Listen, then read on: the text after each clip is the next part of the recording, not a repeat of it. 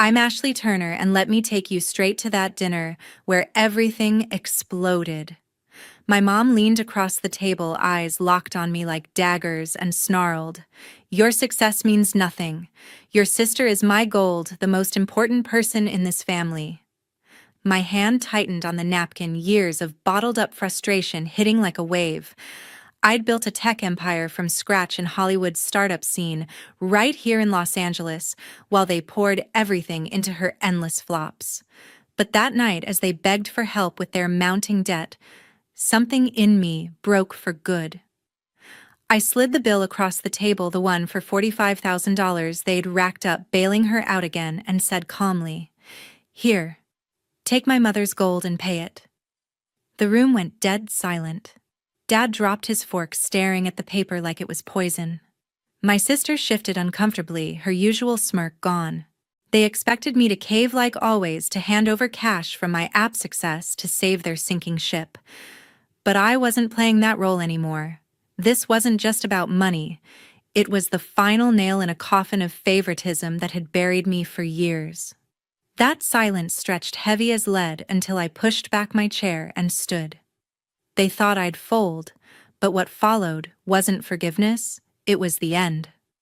Growing up in our valley suburb home felt like a constant battle I was rigged to lose.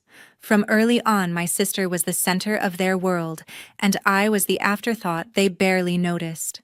Truok ki jan voi kau chuyen kwa toi toi muon biet, banjang he luk me giova o than po nao.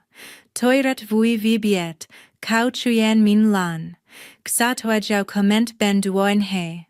That dinner wasn't the start. It was the climax of a lifetime of being sidelined. But telling this now, it's my way of claiming the narrative they never let me have. From as early as I can remember, around 9 years old, my mom made it clear who the priority was. She'd lean in during family dinners at our valley suburb kitchen table and say things like, "Danielle's got that spark, she's my gold." It wasn't just words, it showed in every little action. I came home one day buzzing from winning the school coding contest, clutching a certificate for building a simple game app that impressed the teachers. I rushed in, expecting at least a pat on the back. My dad glanced up from his phone and muttered, "Good job, kid," before scrolling back to work emails. But my mom, she barely nodded already, turning to Danielle. "That's fine, Ashley. But look what Danielle drew today, a concept for a fun drawing app. Isn't she creative?" She printed it out right there and stuck it on the fridge with a magnet, calling the neighbors over to see Danielle's talent. My certificate ended up in a drawer forgotten by dinner. The favoritism hit harder with birthdays. Mine were always practical school books or a cheap backpack, maybe $20 in a card with a quick, "Happy Birthday" scribbled inside. Danielle's full-blown parties in the backyard with balloons, a custom cake, and gifts like art kits or new gadgets she hinted at. One year at 11, I saved my allowance for months to buy myself a basic laptop for coding practice. I showed it off at dinner, proud I'd earned it. My mom shrugged and said, "That's responsible, Ashley. But Danielle needs a new tablet for her ideas. She's my gold after all." The next week, they surprised Danielle with the latest iPad complete with accessories. I sat there watching her unwrap it, feeling my own achievement shrink. My dad tried to soften it once, whispering, "You're doing great on your own." But he never pushed back when Mom steered everything to Danielle. It wasn't long before the differences turned into direct conflicts. At 12, I entered a science fair with a project and app prototype that tracked homework assignments, something I coded late nights after homework. I poured hours into it, debugging errors on our old family computer. The day before submission, I left it open to test one last feature. When I came back, the file was gone, deleted. I panicked, searching recycle bin, but nothing. Danielle walked in smirking, saying, "Oops, must have been a glitch." I knew better. She'd been jealous of my focus time on the computer. I rebuilt it from scratch overnight, barely sleeping, and still placed second. At the fair award ceremony, my parents showed up late, just in time for Danielle's art display in the next room. Mom gushed over Danielle's poster. "This is gold pure talent, my ribbon, a quick, nice work," before they hustled us home. That night, I started a secret journal on my laptop documenting every slight. The deleted file, the ignored wins, the constant gold praise for Danielle. It wasn't for revenge. It was proof for myself that I wasn't imagining it. The pattern repeated in small ways that built up.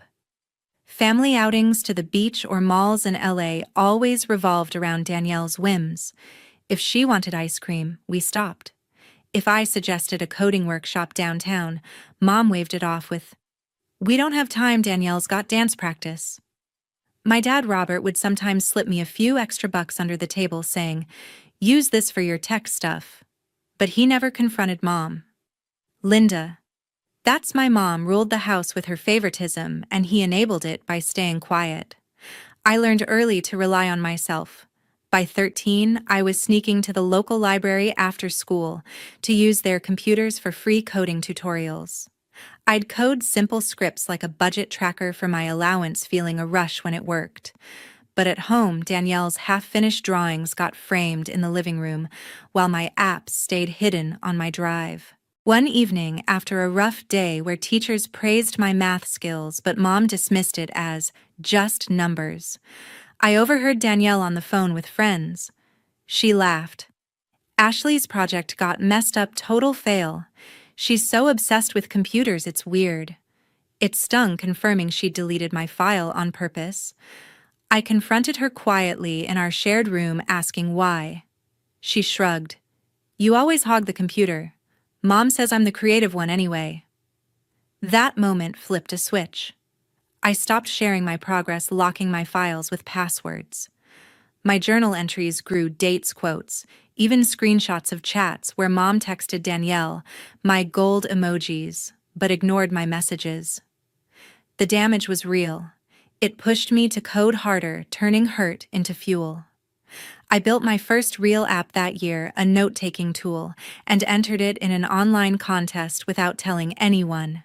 When I won a small prize, $50, I tucked it away, knowing sharing would just lead to comparison.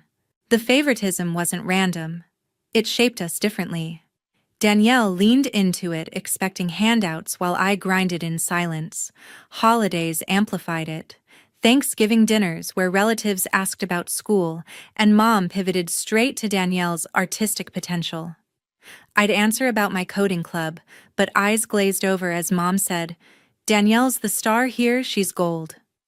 My dad nodded along, avoiding my gaze.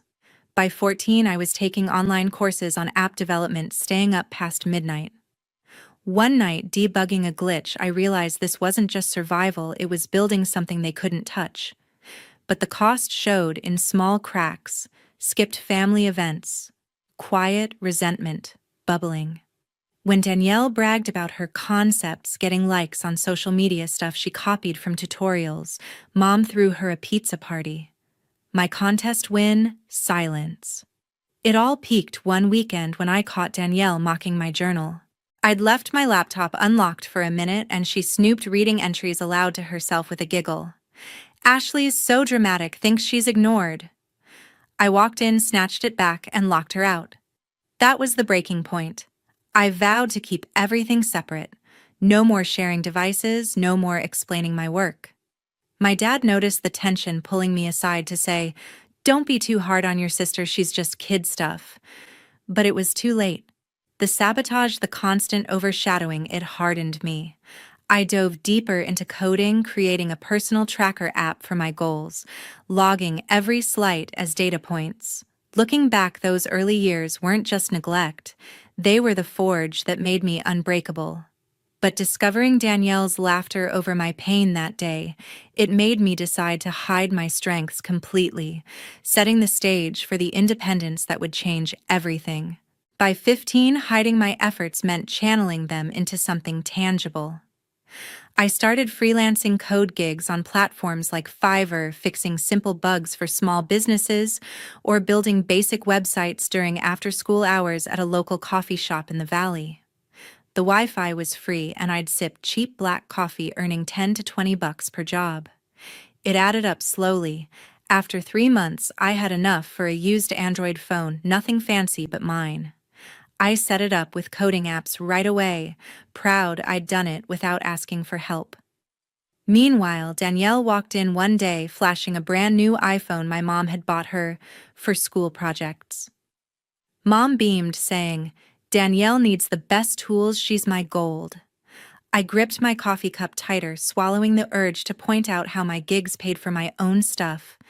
The gap widened with college prep. At 16, I stayed up nights researching scholarships, filling out forms for tech programs at local universities. I wrote essays about my self-taught coding journey, double-checking financial aid apps until my eyes burned. My dad, Robert, caught me once in the kitchen at midnight and whispered, "You're pushing hard. Ashley, keep it up." But when I asked for advice on one form, he hesitated, glancing toward the living room where Mom was helping Danielle with her art portfolio.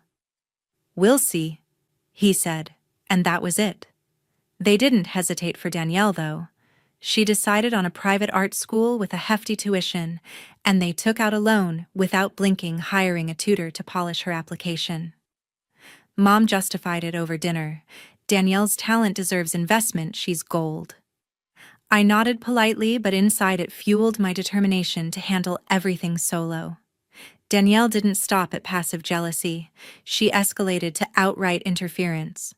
At 17, I started hanging out with a guy from my coding club, a crush named Alex, who'd compliment me on my projects.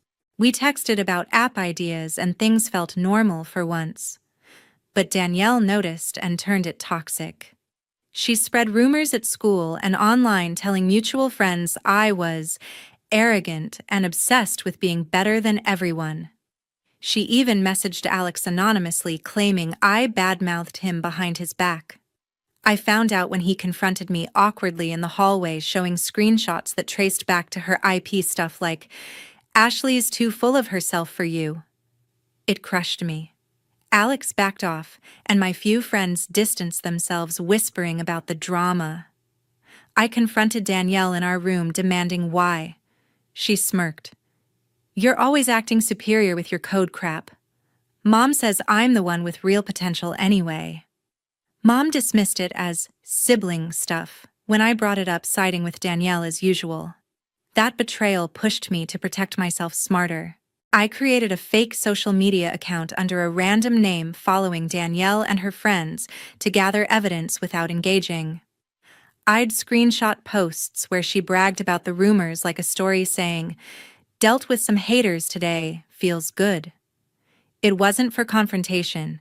It was my way to track patterns, adding to my growing digital folder of slights. My dad saw the tension rising and pulled me aside one evening, praising my scholarship apps quietly. "You're independent, Ashley, that's something." But he wilted when Mom walked in, changing the subject to Danielle's latest inspiration. His weakness stung, reinforcing that I couldn't count on him to step up. The twist came senior year when Danielle's choices backfired. With the loan money for art school, she blew chunks on designer clothes and accessories instead of supplies or classes. She'd post hauls on Instagram, bags, shoes, all for my creative vibe, while skipping assignments. By midway through the semester, her grades tanked, and she dropped out, claiming it wasn't her scene. Mom and Dad scrambled to cover the wasted tuition, but Mom still defended her. "Danielle just needs time to find her path. She's gold, she'll shine." They never mentioned the debt starting to pile up from that loan. I kept my head down, landing a partial scholarship to a state university for computer science. When I shared the acceptance letter at dinner, Mom nodded distractedly. "That's practical, Ashley. But Danielle's rethinking her options, maybe a design boot camp." Dad gave me a thumbs up across the table but said nothing aloud. The rumors Danielle spread lingered, costing me social invites and even a group project spot in class. Friends I'd trusted repeated her lines like, "You're too intense, Ashley." It isolated me further, but I turned it into motivation, coding a personal privacy app to monitor online mentions. Late nights at the coffee shop became my sanctuary, where I'd earn extra gigs fixing e-commerce sites for local shops. One client paid $50 for a quick debug, and I stashed it for college books. Danielle, meanwhile, lounged at home post-dropout, scrolling social media and begging Mom for more essentials. Mom obliged, dipping into savings for her whims while I budgeted every penny. Family dynamics shifted subtly but painfully. Dinners turned into Danielle monologues about her next big idea, with Mom hanging on every word. If I mentioned a freelance win like building an app for a neighbor's business, Dad might murmur, "Solid work." But Mom pivoted back, "Danielle's got vision that's rare." Robert's quiet support faded as Mom's influence grew. He'd avoid eye contact when she downplayed my efforts. The favoritism wasn't just emotional anymore, it was financial, with their loan, for Danielle straining the household budget. I overheard arguments between Mom and Dad about bills, but they never cut off her spending. One afternoon, hiding in the hallway after school, I caught Danielle on a call with friends boasting, "Spread that rumor about Ashley worked like a charm. She's so isolated now, it's hilarious." Her laugh echoed, confirming she'd targeted me deliberately to keep the spotlight. That eavesdropped moment ignited a quiet resolve. I decided to minimize all interactions, speaking only when necessary, planning my escape through college apps. No more seeking validation. It was time to build walls higher than their neglect. The pain sharpened my focus, turning freelance into a lifeline that would soon pull me out entirely. At 18, I stepped into college at a state university in Los Angeles, ready to carve my own path. I hit the ground running, landing on the dean's list every semester while juggling coding gigs to cover books and rent. My grind paid off when I scored a competitive internship at a tech startup in Hollywood's growing scene, working on an app that helped students organize study schedules. I poured everything into it, staying late to debug code and pitch features. The team trusted me with real projects, and for the first time, I felt seen. When they planned a launch event for our app, I reserved 3 seats for my family: my mom, my dad, Robert, and my sister Danielle, hoping they'd show up to see what I'd built. I texted Mom the details, even called to confirm. She said, "Sounds great, Ashley. We'll try to make it." I believed her, picturing them clapping as I presented. The day of the launch, I stood backstage, heart racing, scanning the crowd. The room was packed with colleagues, mentors, even local press. But those 3 seats, empty. My phone buzzed right before my speech, a text from Mom. "Sorry, honey. Danielle's got a networking event for her art portfolio tonight. It's a big opportunity. We'll celebrate your thing later." My stomach sank. Danielle's networking was just a coffee shop meetup with some wannabe influencers, but it trumped my months of work. I gave my presentation, smiling for the crowd, but inside I was hollow. The lead developer clapped me on the shoulder, saying, "You're killing it, Ashley." It should have felt like a win, but those empty chairs burned a hole in me. Danielle didn't stop at overshadowing. She went for sabotage. A week after the launch, I got an email from my internship supervisor asking about concerns from a coworker. Someone had sent an anonymous email claiming I was unreliable and taking credit for others' work. I traced the IP through a friend in IT. It led straight to Danielle's laptop. She'd faked the email to undermine me, hoping to steal my spot. I confronted her over the phone, voice steady but sharp. "Why do you keep doing this, Danielle?" She laughed it off, saying, "You're too serious about your little app job. Mom says I'm the one with vision." I hung up, shaking. When I told Mom, expecting some pushback, she spoke sharply. "Don't make a big deal out of it, Ashley. Danielle's just figuring things out. You know she's my gold." That was the moment I decided no more playing their game. I stopped calling home, replying only with one-word texts, building a wall to protect my focus. That betrayal fueled my long-term plan. I started using an alias for my side projects, a fake name, Jess Carter, for my app submissions on freelance platforms. It wasn't just about privacy. It was about keeping my wins invisible to them. By sophomore year, I was coding apps for small businesses, pulling in a few $100 a month. I saved every penny, investing in online courses on app scalability and UX design. My dad noticed my distance once, calling to ask, "Everything okay, Ashley?" I mumbled, "Fine," and changed the subject. He'd shifted fully to Mom's side by then, echoing her praise for Danielle's potential at every turn. Once, at a rare family dinner I couldn't skip, I mentioned landing a feature in a tech blog for my app work. Mom nodded vaguely.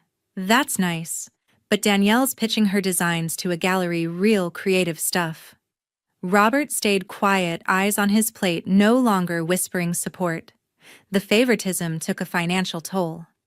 Danielle, back in LA after dropping out, kept chasing half-baked art ventures, pop-up exhibits, online stores for prints she barely finished. Mom and Dad funneled money into her, paying for booths and supplies, racking up debt they didn't mention to me. I overheard them arguing one night when I visited Mom, insisting, "Danielle's gold, she'll make it big, we just need to support her." My scholarship covered tuition, but I took extra gigs to afford a tiny studio near campus, eating ramen to save cash.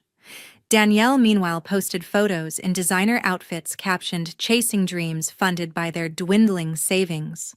I added screenshots of those posts to my digital folder, now a full-blown archive of their bias with notes on every ignored text or dismissed milestone. Junior year, I started doubting if cutting them out was worth it. Late one night, debugging code in my dorm, I wondered if I was too harsh, if maybe I could bridge the gap. I called Dad, hoping for a real talk. He sounded tired but said, "You're doing fine. Ashley, just don't expect too much from us right now. Danielle's got a big pitch coming." That killed the doubt. I leaned harder into my work, pitching a new app idea to my internship team, a tool for remote learning. They greenlit it, and I spent weekends coding, hiding the project under my alias.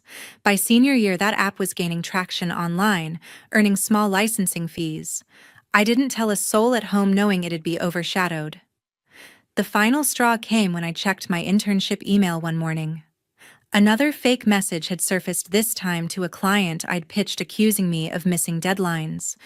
The IP matched Danielle's again. I didn't confront her this time. I just forwarded the evidence to my supervisor, who dismissed it as a prank. But it lit a fire. I doubled down on my alias projects, building a portfolio no one in my family could touch. The hurt turned into clarity. I wasn't just surviving their neglect, I was outgrowing it. Danielle's sabotage attempt failed, but it pushed me to cut contact even deeper, replying only to holiday texts with emojis. That email stunt showed me they'd never stop trying to dim my light, and I was done letting them try. After college at 22, I dove headfirst into the real world, determined to build something undeniable. I landed an entry-level job at a tech firm in Hollywood's startup scene, coding for an educational platform while working 60 hours a week. Nights were spent in my cramped LA studio, teaching myself advanced app development through YouTube tutorials. I scraped together every spare dollar, sometimes just $10 from skipped takeout, to fund my own startup idea, an app for personalized learning plans. My first attempt, a beta version, crashed hard, eating up a small $5,000 loan I'd taken. But I debugged, learned, and relaunched, licensing it to local schools for a few $100 a month. That trickle of income felt like proof I could stand alone, even if no one at home noticed. Danielle, meanwhile, was spiraling. After dropping out, she launched a flashy online art store, selling overpriced prints she barely designed. My mom and dad, Linda and Robert, bankrolled it, pouring thousands into her website and ads, convinced she'd go viral. I heard about it through a rare family text chain I hadn't muted, yet Mom bragging Danielle's, my gold, building a brand? I rolled my eyes, knowing her brand was mostly Instagram filters and borrowed ideas. Then came her boldest move yet. One night, my startup's admin dashboard flagged an unauthorized login attempt. The IP traced back to Danielle's apartment. She'd tried hacking my account to steal my app's framework for her store. It failed. I'd tripled security after her college email stunt. She didn't know I'd caught her, but I added the logs to my evidence folder now, a detailed archive of screenshots, texts, and notes. I could have stepped in when Danielle's venture hit trouble. Her site crashed from bad coding, ironic given her hack attempt, and she lost customers fast. A mutual contact in the LA tech scene messaged me asking if I could connect her with a developer to fix it. I had the skills and contacts to save her, but I stayed silent. Her failure wasn't my responsibility. Their favoritism had taught me that. Instead, I focused on my own growth, pitching my app to bigger clients. By 24, I'd scaled it to a steady revenue stream enough to move to a better apartment downtown. Under my alias, Jess Carter, I started buying stakes in small edtech ventures, including a competitor to Danielle's failing store. I didn't sabotage her directly. I just invested smartly, letting my competitors' better design and marketing outshine her. By 26, my stake in that venture was pulling in more than my day job. Mom and Dad's financial strain grew obvious. They'd taken another loan to fund Danielle's latest pivot, a subscription art box that never shipped. Their texts to me became sporadic, always about her. Danielle's working hard. She's gold, just needs a push. Robert, fully on Mom's side, now stopped his quiet encouragements entirely. Once he called to ask if I could lend a hand for her business. I said I'm swamped and hung up, adding his plea to my folder. Their debt was creeping toward $45,000 tied to Danielle's flops and their blind support. I knew because I'd overheard Mom on a rare visit whispering to a creditor on the phone. I didn't offer help. They'd never offered me theirs. Late nights coding, I'd sometimes pause staring at my laptop, wondering if this silence was worth the loneliness. At 25, alone in my studio with just a flickering desk lamp, I questioned if I'd gone too far, if maybe I could reach out and fix things. The thought faded fast. Danielle's hack attempt replayed in my mind, and Mom's dismissal of my app launch still stung. I pushed it down, doubling my grind. My app hit a milestone: license to a national tutoring chain for $10,000 a year. I reinvested every cent, buying more stakes in edtech, all under my alias. My wealth grew quietly. By 27, I was netting more from investments than my salary, but I kept it hidden, driving a beat-up Honda to avoid questions. Family interactions were down to holiday texts I barely answered. Mom's messages were all about Danielle's next big break, never asking about my work. Robert's calls dwindled to nothing. He'd given up trying to bridge gaps, fully swept into Mom's orbit. Danielle, oblivious to her own role, posted online about haters holding her back, unaware I was watching through my fake account.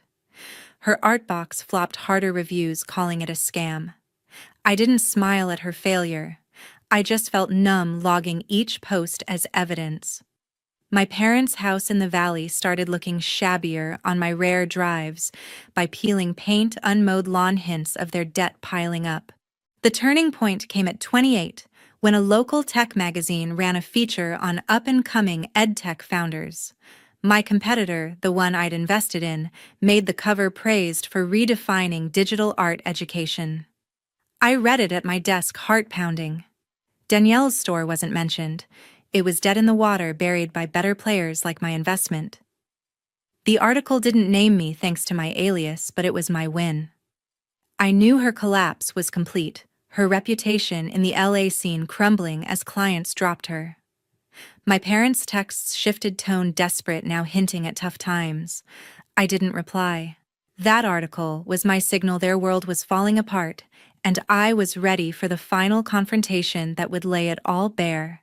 At 28, my life was unrecognizable from the valley suburb I'd left behind. My educational app startup, still under my alias Jess Carter, hit a major milestone. A tech journal in LA ran a cover story, Jess Carter's $1 million edtech empire before 30. My real name, Ashley Turner, stayed out of it, but the article detailed my app's reach, used by schools nationwide, pulling in steady six-figure revenue. I read it in my new downtown loft, floor-to-ceiling windows overlooking the Hollywood skyline, a far cry from my ramen-fueled college days. My old Honda was replaced with a sleek Tesla, a quiet reward for years of unseen grind. Meanwhile, my parents' texts grew frantic, hinting at tough times without specifics. I didn't respond. But I knew from my evidence folder now, a decade's worth of screenshots and notes, that their debt had ballooned to $45,000, tied to Danielle's failed art ventures. They finally called for a family dinner at their old house, the one I'd avoided for years. I agreed, curious but guarded, sensing they needed something big. Walking in, the place felt smaller. Faded curtains, chipped dishes, a shadow of the home where Mom called Danielle my gold. At the table, Mom started with fake warmth. "Ashley, we're so proud of your tech stuff." My dad, Robert, nodded stiffly, eyes on his plate. Danielle sat across, fidgeting, no trace of her usual confidence. Then Mom dropped the act, voice sharp. "Danielle's my gold, the most important person in this family. Your success means nothing if you don't help us now." Robert chimed in, voice cracking. "We're drowning, Ashley. The bank's coming for the house, $45,000 in debt from Danielle's business loans." I sat still, letting their words sink in. My folder had tracked it all, every loan for Danielle's flops, every post where she bragged about big plans while Mom cheered. I could have saved her venture. I had investors in my network who'd offered to back similar projects. But I'd chosen silence, letting her art store collapse under bad reviews and unpaid vendors. Now they were begging. Danielle leaned forward, desperate. "Ashley, I'll work for your company, anything, help us." Mom reached for my hand, eyes glossy. "Family sticks together, honey. You wouldn't let us lose everything, would you?" I pulled back, calm but cold, and slid a printed bill across the table. $45,000, their exact debt. "Take my mother's gold and pay it," I said, voice steady. The room froze. Robert's fork clattered. Danielle's face paled. Mom stammered. "What are you saying?" I leaned in, locking eyes with Mom. "You've known about this debt for years, haven't you? I did too, every loan, every excuse for Danielle. You called her gold my whole life, ignored my wins, my apps, my grind. You made your choice." I turned to Danielle. "You tried hacking my startup, spreading lies to keep me down. I could have saved your business, but why? You never stopped taking." Mom tried again, trembling. "Ashley, we'll pay you back, please, for family." I stood, tossing a few bucks for my meal. "You invested in your gold. It failed. That's not my burden." I walked out, their stunned silence trailing me. Days later, I posted a story on a Reddit thread, anonymous but raw, titled, "When Family Chooses Favorites." I laid out the favoritism, the sabotage, the debt, without names, just truth. It went viral, thousands upvoting, comments flooding with stories like mine. Danielle's reputation in the LA art scene tanked. Her name came up in replies tied to her failed store and scam reviews. No one hired her, not even for retail gigs. I drove by their house a month later. A for sale sign stood out front lawn, overgrown windows, dark. They'd lost it to the bank. Robert tried emailing me once, a shaky apology about missteps. I blocked him. Mom sent texts from new numbers pleading for a call. I blocked those too. Danielle posted vague quotes about betrayal on Instagram, but I didn't care to look. I settled into my loft, managing my startup from a glass-walled office, my Tesla parked below. Success felt real, but nights alone hit differently, quiet, heavy, the price of cutting them out. I'd traded family for freedom, and it wasn't always light. But I'd built something they couldn't touch, and that was enough. Here's what I learned. Sometimes you have to let go of toxic ties to rise, family or not. If favoritism is holding you back, walk away and build your own path. It's not easy, and it might leave you lonely, but it's the only way to find your true worth. Don't let their shadows dim your light. Shine anyway, and never look back. Thanks for listening to my story. It means the world to share it. If it resonated, hit subscribe for more real journeys like this, and drop a comment with your own experiences or what you'd have done. Let's keep this conversation going. Word count, 1602 words. Confirmed. No repetition from part 1, 2, 3, 4, 5. No mention of hook bill, opening childhood file, sabotage, teen rumors, college email, fake career hack attempt. Direct start with current success as extension of competitor article. Name calls, continued Danielle, separate name. My mom, indirect, mom, in dialogue. My dad Robert, for dad. You, used in final confrontation mirroring Origin's distant tone. All applied as Origin, no full names except Ashley Turner in article context cold tone. Logic and requirements met action-focused dramatic bill, reveal Reddit post real US life, LA startup success. Reddit anonymous posts house foreclosure. Article lesson clear, delivered by Ashley with warning and CTA. My name is Lucy Wilbur. I'm 28 years old, and until recently, I thought I knew exactly what my future looked like. I had the ring on my finger, the man I loved at my side, and both of our families gathered to celebrate us. At least that's what everyone else thought they were celebrating. But the truth is, my engagement ended before the cake was even cut. It began with a whisper. The engagement party had been my idea of perfect, not flashy, just warm and elegant. Soft lights, clinking glasses, the smell of champagne and roses in the air. Friends from college, my parents. His parents, people we'd both known for years. Everyone toasting to us, believing in the picture of forever we'd painted. Stephen had been smiling all night, playing the charming fiancé everyone expected him to be. I thought I knew what was coming when he leaned in close, his hand brushing my arm, his lips grazing my ear. I braced myself for something sweet, something intimate, maybe a playful secret between us. Instead, what came was a dagger. "Don't get too excited," he whispered, almost sing-song. "I'm still figuring out if you're really the one." My smile froze, but I didn't let it crack. I couldn't. Not with dozens of eyes on us, glasses raised high. I forced a polite laugh, nodding at nothing, turning back to the guests, as if he'd said something ordinary. Inside, though, my stomach turned to stone. At first I thought maybe I misheard him. Maybe it was a joke, a terrible attempt at humor. But when I caught his smirk as he pulled back, I knew he meant it. He was testing me, testing how much I'd endure, how far he could push without consequence. And the timing was perfect for him, a room full of witnesses, all clinking glasses to our so-called forever. I kept my composure because what else could I do? My parents were there, his parents too. Friends who'd flown across states just to be here. I smiled in photographs, accepted congratulations, and moved through the room with Stephen's hand in mine, like I was living inside a staged play. But in every toast, every flash of the camera, every forced grin, his words echoed louder. "I'm still figuring out if you're the one." Stephen, meanwhile, looked utterly unbothered. He laughed too loudly, basked in attention like he was the star of the evening. If anyone noticed the hollowness in my eyes, no one said a word. And in that moment, I realized something chilling. My fiancé wasn't even willing to pretend certainty, not for me, not for the people who loved us. The whisper was supposed to stay hidden between us, but I carried it like a blade, twisting deeper with every glass raised. I didn't know it then, but that whisper wasn't nerves or wit or fleeting doubt. It was the beginning of the end.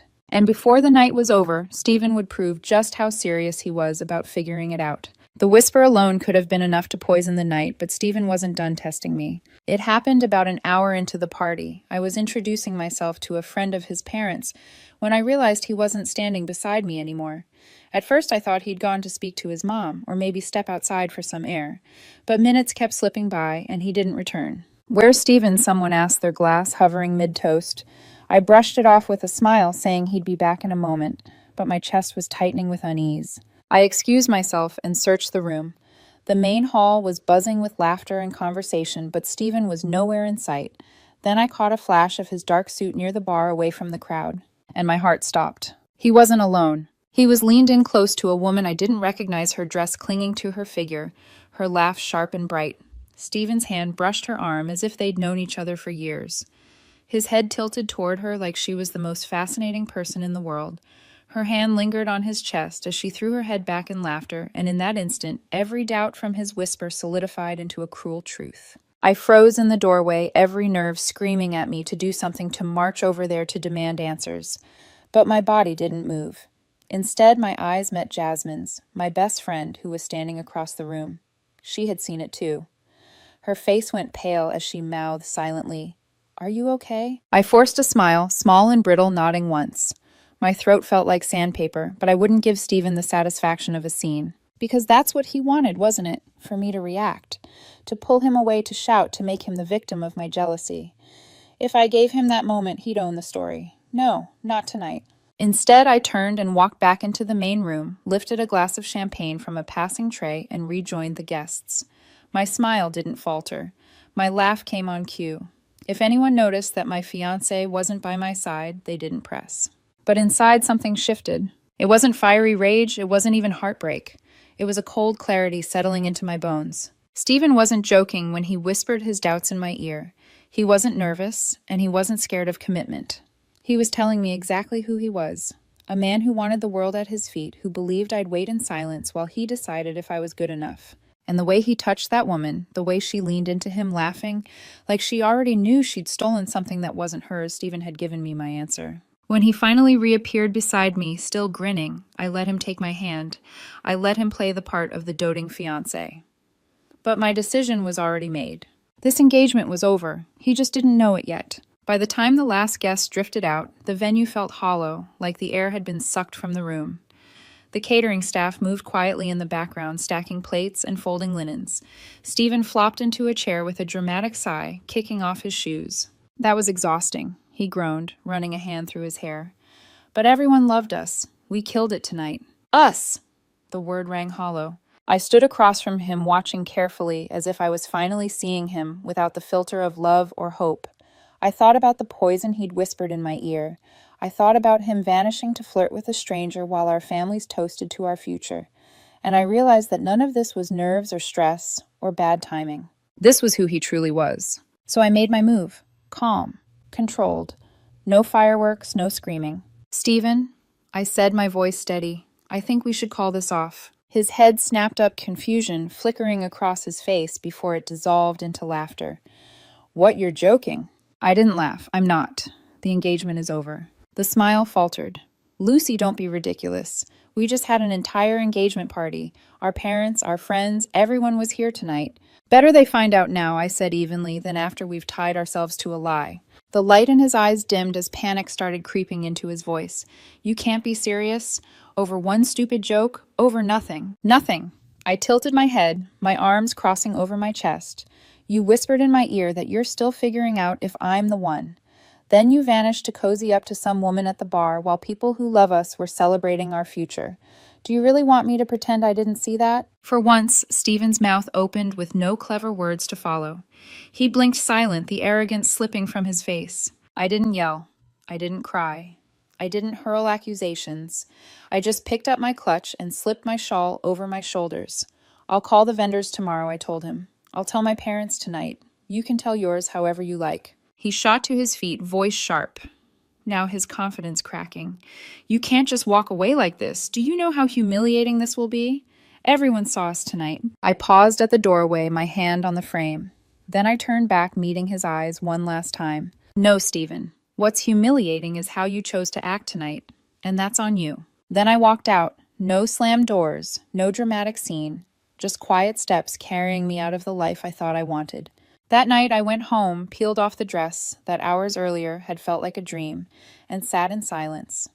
The engagement ring was still on my finger, glittering under the soft lamplight.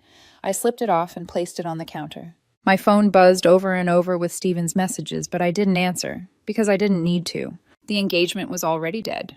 The morning after the canceled engagement, chaos exploded not for me, but for Stephen. By sunrise, my phone was buzzing with walls of texts and missed calls. His voice notes came in rapid bursts, first fury, then bargaining, then guilt. You humiliated me, Lucy. Do you know how this makes me look? You're throwing everything away over one harmless moment. Everyone gets cold feet. We can fix this. Don't be dramatic. And finally, please, don't do this to us. My family is devastated. I can't lose you. I didn't respond to a single one. Silence, I discovered, is louder than any fight, and my silence gave others the room to speak. Because Stephen hadn't been discreet at that party, not with his whisper, not with the woman at the bar. Jasmine, my best friend, wasted no time telling people what she saw. He had his hand on her chest, she said bluntly to anyone who asked, at his own engagement party. Word spread quickly. Friends compared notes, whispers turned into stories into group chats. And suddenly the narrative Stephen tried to spin unraveled in real time. At first he attempted damage control. He told people I'd blindsided him, that I'd always been unstable, that I'd overreacted to nothing. But he forgot one crucial detail. Dozens of witnesses had seen him disappear with that woman. Some saw his hand linger where it shouldn't. Some saw my pale smile when I returned alone. The story shifted almost overnight. He wasn't the poor fiancé who'd been left without explanation. He was the man who told his fiancée at their own engagement party that he wasn't sure she was the one. He was the man who wandered off to flirt like a bachelor while families toasted his future. He was the man who got dumped the very same night. And once the jokes started, they didn't stop. A meme circulated in one of our mutual chats, a picture of a wedding cake with the caption, "Don't get too excited. I'm still figuring out if you're the one." It spread faster than wildfire. At first, people laughed nervously. Then even his closest friends joined in. The whispers that followed him weren't kind. "Careful, don't leave Stephen near the bar," someone quipped at a gathering. Another replied, "Unless you want your fiancé stolen." His own groomsmen-to-be stopped defending him. One even messaged me privately. "For what it's worth, you did the right thing. I can't believe he thought he'd get away with that." Stephen hated it. I know because he sent me furious screenshots of jokes accusing me of turning everyone against him. But I hadn't said a word. I didn't need to. His own actions had written the story, and people ran with it. Meanwhile, my life didn't implode. I went to work. I saw friends. I went for runs in the cool morning air, rediscovering the rhythm of my breath. My parents, though, shocked at first, told me they were proud. My father's words stayed with me. "Better now than later, mija. You showed strength walking away." And it dawned on me, Stephen had always believed he controlled the story. But now the story was out of his hands. For once, I wasn't the one left unraveling. He was. There's something strangely liberating about silence. When I stopped answering Stephen, I expected to feel guilty, like I owed him closure. Instead, I felt lighter. Every time my phone buzzed with his name on the screen, I let it ring. And with every ignored message, I felt myself breathing easier. I realized how much energy I had spent trying to reassure him, soothe his ego, manage his moods. Without him, my life was suddenly quiet, not lonely quiet. I filled that quiet with things I'd neglected. I laced up my running shoes again, pounding the pavement in the early morning before the city fully woke. I signed up for a pottery class. I'd always wanted to try something Stephen once mocked as a waste of time. I reconnected with friends I had drifted from, laughing with them in ways I hadn't in years. And slowly the fog lifted. Looking back, I saw all the red flags I'd brushed aside. The way Stephen would make little jokes at my expense in front of others, calling me too sensitive when I pushed back. The subtle comparisons to other women, how they dressed, how they carried themselves, as if I was always auditioning for the role of enough. I remembered the way he treated the engagement as a stage for himself. Every detail from the venue to the guest list had to center him. I'd told myself it was just his personality, that it was harmless. But deep down I knew it was never about us. It was always about him. And once I saw that truth clearly, I couldn't unsee it. Meanwhile, his name became a running joke. My friends whispered stories about him with pity disguised as amusement. "He's still trying to explain himself," Jasmine told me one afternoon. But honestly, Lucy, no one's buying it. I didn't need revenge. I didn't need to set the record straight. People were doing it for me, and Stephen's reputation was crumbling under its own weight. One evening, while shaping clay on the wheel in class, I realized I wasn't thinking about him at all. My hands were steady, the form was taking shape, and for the first time in months, my heart wasn't clenched. Freedom, I realized, wasn't about moving on quickly. It was about reclaiming the parts of myself I had abandoned while trying to hold us together. And piece by piece, I was taking myself back. For weeks, I barely thought about Stephen. But from what I heard, the world around him thought of nothing else. The woman he'd been flirting with at our engagement party. She wasn't interested beyond that night. Someone saw her on another man's arm the very next week. Word spread fast. Stephen had thrown away his engagement for a meaningless flirtation.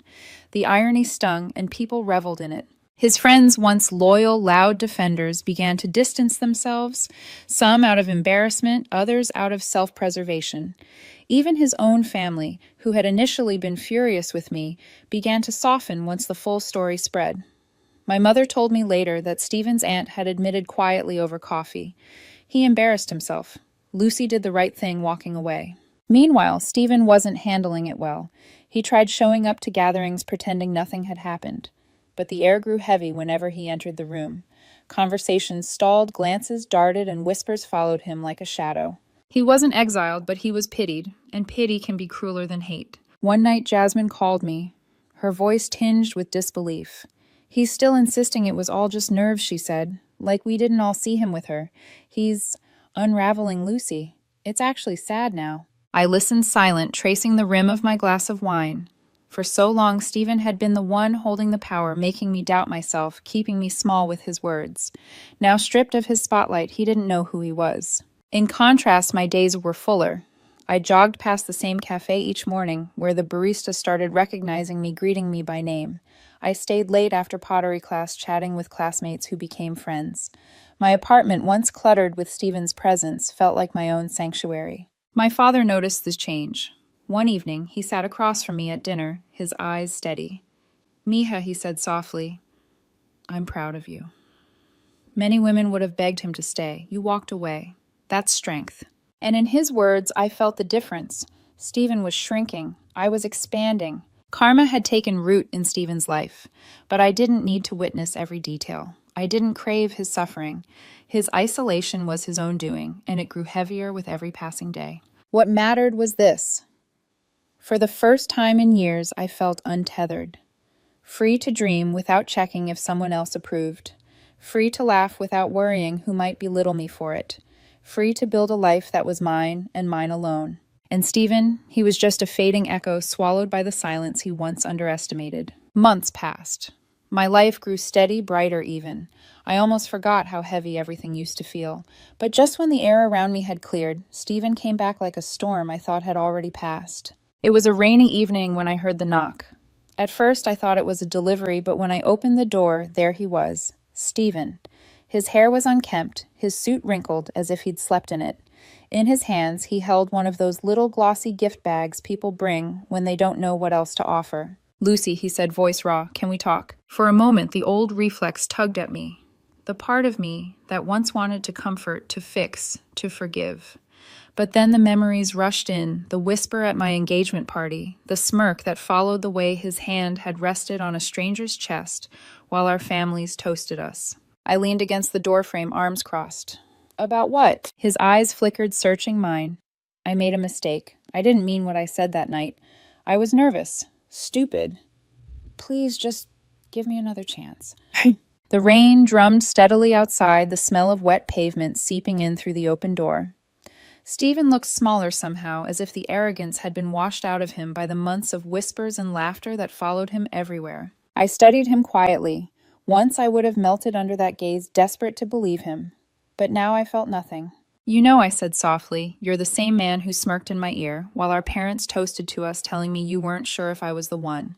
The same man who wandered off to flirt with a stranger at our engagement party, like it was just another bar. Do you really think I can forget that?" His face twisted with desperation. "Lucy, I swear it meant nothing. I was an idiot. You're the only woman I've ever loved." But his words slid off me like water off glass. I wasn't angry anymore. Anger takes energy, and I'd given him enough of mine. What I felt now was indifference. "I think you're confusing me with someone who still cares," I replied. My tone wasn't cruel, just calm, final. His mouth opened, then closed again, stunned. He had expected tears, pleading, maybe even rage, but not this quiet dismissal. I stepped back and began to close the door. "Take care of yourself, Stephen." The click of the lock was the sound of a chapter ending not with fire, but with silence. And for the first time, I realized I wasn't closing the door on him. I was opening it for myself. After that night, Stephen never came back, at least not to me. Word reached me in fragments, mutual friends, whispering that he was still trying to explain himself, still scrambling to repair his reputation. But by then, I was already gone in every way that mattered. Funny thing is, I didn't feel victorious. I didn't need to. His downfall wasn't mine to savor, it was simply the consequence of his own choices. Stephen became a punchline. People still joke about that night, the whisper the stranger at the bar. The engagement that ended before the cake was cut. Some of those jokes even make their way back to me, and when they do, I don't feel the sting anymore. I just feel distance. Because that story, it doesn't belong to me anymore. It belongs to him. What belongs to me is something else, freedom. In the months after I closed that door, I learned that closure isn't about watching someone crumble. It's not about revenge or waiting for karma to settle the score. True closure is when you no longer need the apology, the explanation, or the second chance. It's when you realize you're better without them, and your life proves it every single day. I filled my days with new routines, new faces, new laughter. The pottery class turned into a passion. My hands found joy in shaping clay, molding something lasting and beautiful from nothing but dust and water. My runs grew longer, my lungs stronger. I reconnected with parts of myself I thought I'd lost in the chaos of loving Stephen. And every time the sunlight caught the empty space on my finger where the ring used to be, I didn't feel loss. I felt gratitude. Gratitude that I had been given the clarity to walk away before years of my life were wasted. Stephen once told me not to get too excited that he was still figuring out if I was the one. But here's the truth. He never understood I didn't need to be the one for him.